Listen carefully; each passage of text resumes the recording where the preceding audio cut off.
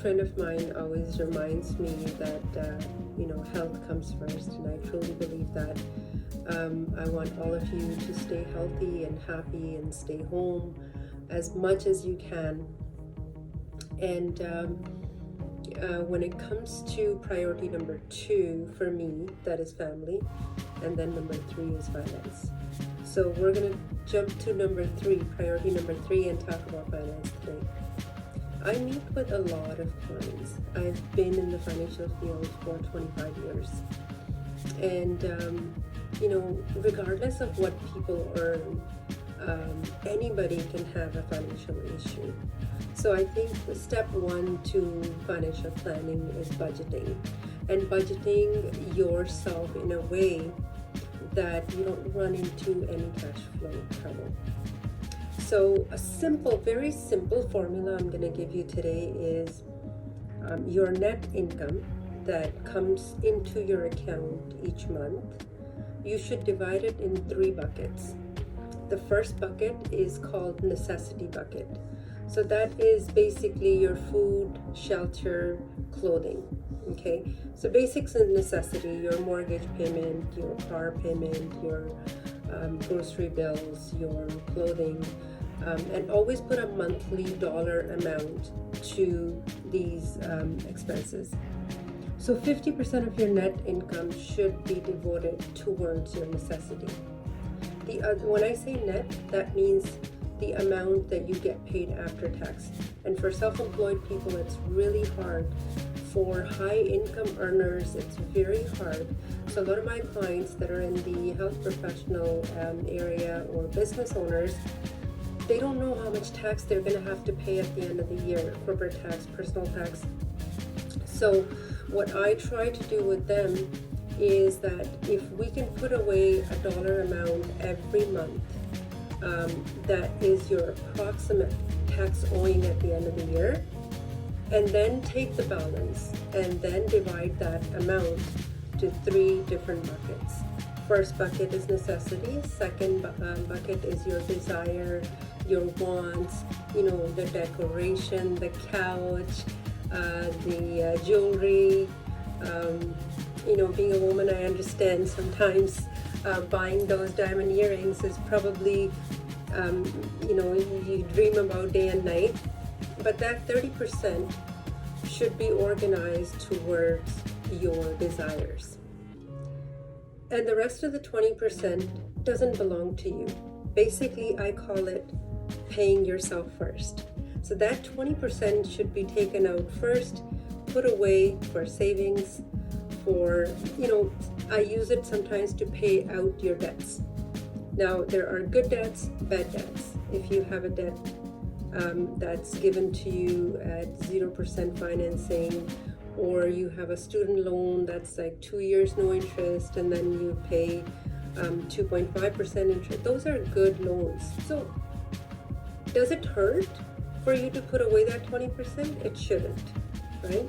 And by the way, I'm talking about anyone. So my clients range anywhere from $40,000 a year to $1 million a year. The best client, I would say, a business turnover is $10 million a year. So when you have a budget, regardless of what income you're earning, 20% of your net income should be going towards paying yourself. Okay? Now let's take an example. Somebody who's earning a $60,000 puts away 20% of their net earnings each year. And at the end of 25 or 30 years of working life, they have saved up enough to get themselves at least 70% of their pre-retirement income. There's nothing wrong with that. See, when you retire, RRSPs are taxable, your CPP is taxable, your old age is taxable. So any income that you can develop and prepare and accumulate that's going to be non-tax sheltered for you in the retirement time, it'd be great. I know times are tough right now. We don't want to hear so much about finances and budgeting. Everyone is going through a very tough time, but I wanted to keep your mind occupied, and I wanted to give you food for thought. Keep your priority as number 1 your health. I cannot put any more emphasis on that. People that would say, instead of saving, I'll buy a property, and I'm not against it. I always tell them, anything that works for you, anything that works in your particular situation, always remember cash is king. That's one thing I've learned throughout my MBA finance lessons. Professor Forrester, thank you for always reminding me cash is king. If you don't have the cash flow, regardless of what business you're in, what property you buy, you're going to run into trouble. So to have that cash flow, we need to make sure that we invest enough as liquid cash. So whenever, if there is a time that I need to withdraw money, or properties are down, I don't want to be selling them. Let's say the rental market is down, I can't rent out my properties. Businesses are going through recession, so I can't rent out the commercial plazas. In those situations, nothing is going to come in more handy than your cash. So if a person is earning $60,000 and after taxes, let's say 60,000 times 70% times 20%, that's $8,400 a year. If someone can put away $8,400 a year for 25 years, let's say their working life is 25 years, they will have an additional $488,000. If this amount is over and above their RSP and their work pension and all that, amazing, okay? And even if it's not, they are still able to earn at least 50% of their pre-retirement income for the rest of their life at a very low interest rate. Someone who's earning $600,000 a year can put away after tax about $84,000 a year. That is 20% of their net income, approximately. Okay. In that case, you would end up in 25 years with $4.8 million. This is over and above if you're building your properties in plazas and everything else. So there's nothing wrong in putting away that 20% and paying yourself first and ensuring that you have the cash flow that you need, you have that money available anytime you need.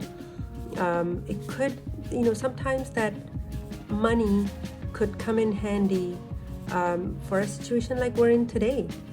Everybody is going through this chaos right now because, people are looking to make ends meet. And this is unforeseen, unprecedented time. So it's a tip. Think about it. In my next video, guys, I'd like to talk about investing. What is it that you can do with that 20% of the money that you put away, or your RSPs and TFSAs. If you choose to put that 20% towards your RSP and TFSA, we'll talk about that. Very basic points.